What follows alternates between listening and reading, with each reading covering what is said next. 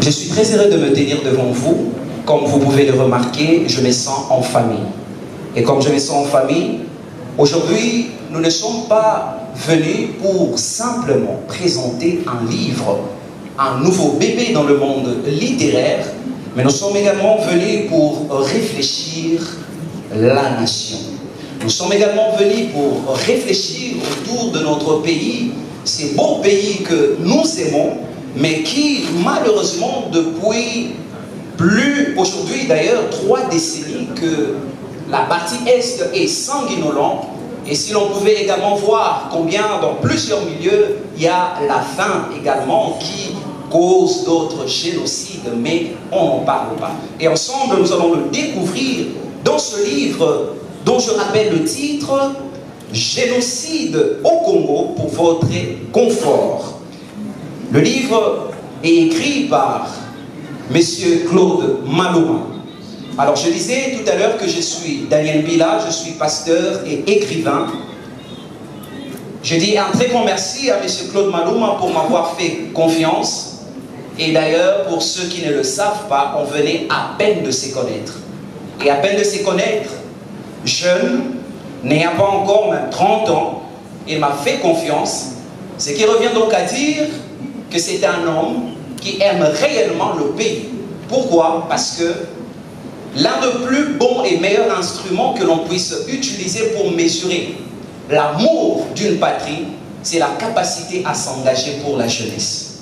Je l'ai vu le jour où je suis allé dans son bureau, alors que l'équipe de la télévision était en train de parler. Il y a des jeunes gens qui étaient venus pour faire leur casting. Certains n'étaient pas à la hauteur à cause de la langue. J'ai écouté cette phrase, il ne savait même pas que j'allais le dire. Il a dit ceci aux responsables. C'est vrai qu'aujourd'hui, ces jeunes gens n'ont pas la compétence, mais vous êtes là justement pour les aider à acquérir cette compétence. S'il y a une dame qui n'est pas capable de prester à la télévision, placez-la au moins à la radio ou soit dans une émission Lingala et vous verrez au fil du temps, la personne va acquérir des compétences qui feront en sorte que l'on puisse mieux l'apprécier. Le génocide de 1994. J'ai fait des grandes éditions. J'étais à Paris, je suis resté pendant 1 mois. C'est qu'on a lu, c'est intéressant, mais on ne le fera pas parce que c'est le Congo. On parle des guerres et nous restons silencieux, nous sommes complices. Je ne saurais rester tranquille car c'est mon pays. Ceux qui souffrent sont mes frères et sœurs, ce sont nos parents. Je n'ai pas voulu me taire, je vous demande de ne pas se taire. Puisque le silence est complice, car je ne peux concevoir qu'un homme comme M. Paul Kagame, que j'appelle le nouveau Hitler d'Afrique, continue à semer la terreur dans mon pays sans que personne n'ose poser le doigt. Et dans ce même pays ici, il y a quelques temps, si vous citez le nom de Kagame, vous serez arrêté. Vous ne pouvez même pas parler du Rwanda. Et nous avons accepté ça. J'ai trouvé ça insoutenable. J'ose croire que vous êtes ici en séjour parce que vous avez choisi de ne plus être complice de ces événements-là. J'ai pris 4 années de ma vie pour écrire ces livres. Il y avait juste une petite personne, des personnes qui sont ici, qui savaient que j'écrivais. Je vois quelques-uns ici. Avec tous les risques encourus, car j'avais mis en place le système de collecte des informations comme il vous a dit. C'est la première fois que le Rwanda a été surpris que les informations internes du Rwanda étaient écrites sur un livre. Et je vous assure, j'ai reçu des menaces. Quand le livre est sorti, on m'a écrit, j'ai des numéros du Rwanda sur mon téléphone. Et je vous assure, mes frères, ne prenez pas, c'est de la blague. J'écrivais et je me disais, bon, j'ai écrit. Pour sortir des livres, c'est là où j'ai réalisé que le pays est en danger. Je me retrouve en France. Je vois mon cousin Niaro Mouakem qui est là. Il connaît comment je l'ai dérangé. Que vous voyez ici, Tchombe parti. Ils ont retourné à la Banque centrale. C'est M. Bourbé ici. Ils ont dit c'est pour l'État. Voilà d'où je viens. Voilà d'où je viens. Et On s'est retrouvés avec Papa Momba un jour sur le... Mais sinon, vous allez me voir dans les procès des 100 jours. Gisèle Dieu me connaît l'histoire. On était avec elle. Cette autorité m'a dit, on vous donne l'argent pour fournir la marchandise, mais ne fournissez pas, on se le partage.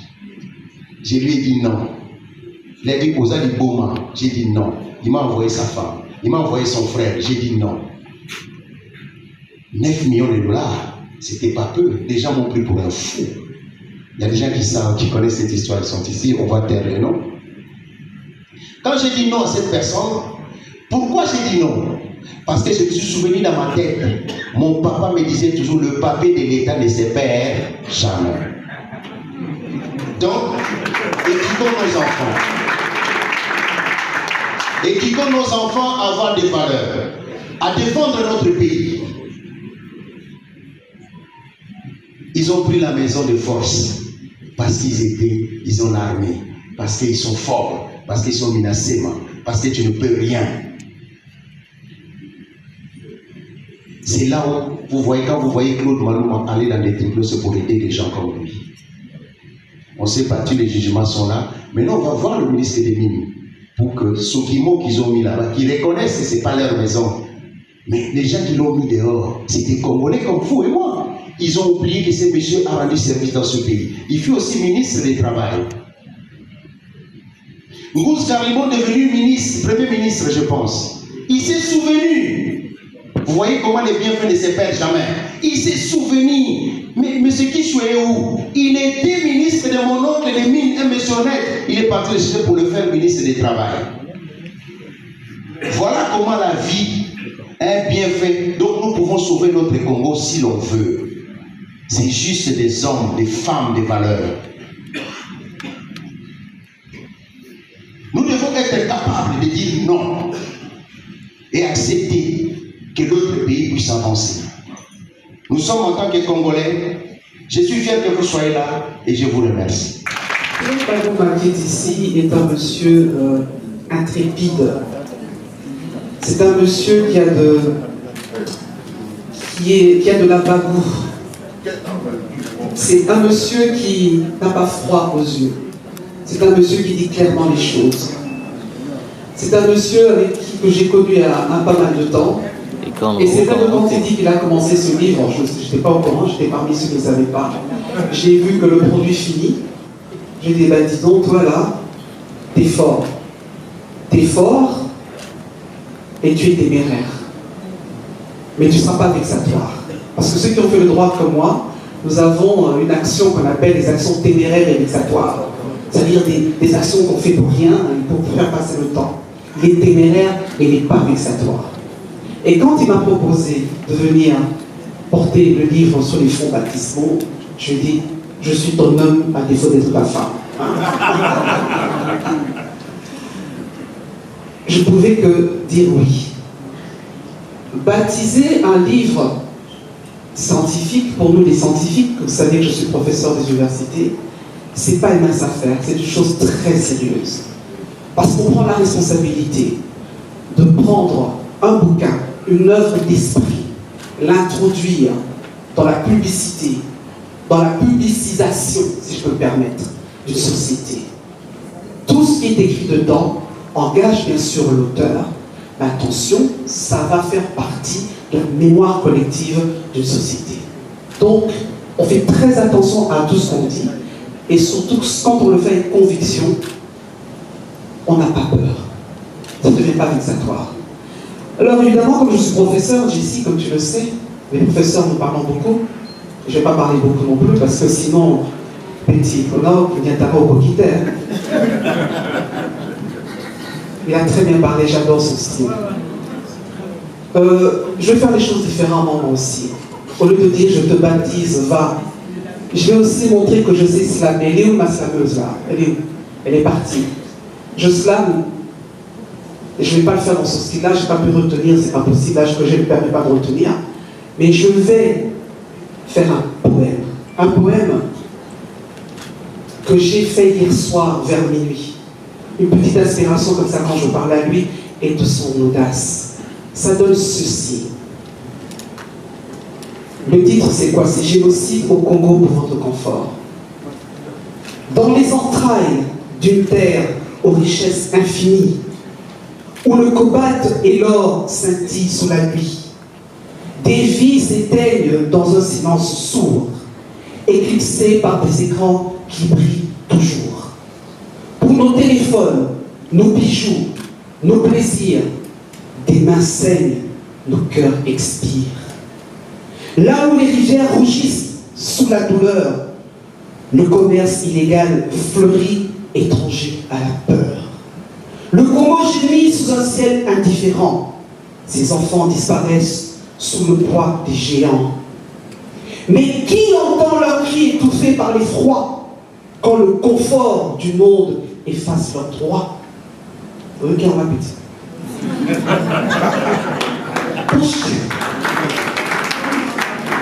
Pour chaque gadget, chaque morceau de métal, des familles sont plongées dans un enfer létal. Loin des regards, au creux des forêts d'ébène, le prix de votre confort s'écrit dans la peine. Alors, levons nos voix pour ceux qu'on dépossède, que la lumière perce les ombres qui nous obsèdent. Car le vrai confort, c'est un monde, un Congo en harmonie, où chaque vie compte, sans effusion et sans tyrannie. Très cher ouvrage, c'est là que tu interviens maintenant. Très cher ouvrage, génocide au Congo pour votre confort. Genocide in Congo for your comfort. Because I always speak English too. Très cher ouvrage, génocide au Congo pour votre confort. Sache, là tu viens. Sache que tu n'es pas un livre ordinaire. Tu es désormais une mémoire vive, un témoin à faire taire, une voix qui exige d'être étouffée. Excusez. Une voix qui exige d'être écoutée, un corps qui mérite d'être baptisé. Allons donc garnir les étagères de nos bibliothèques de ce trésor. Allons lire ces pages et écoutons ceux qui s'en dégagent pour que jamais la vérité ne s'efface et que la justice trouve enfin sa place. Va, reçois toutes les bénédictions nationales et internationales. Wow.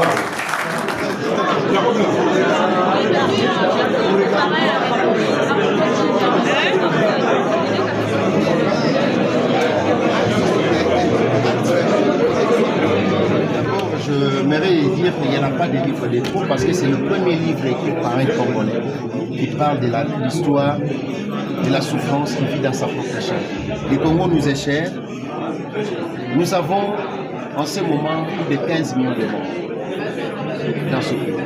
Femmes, enfants, hommes.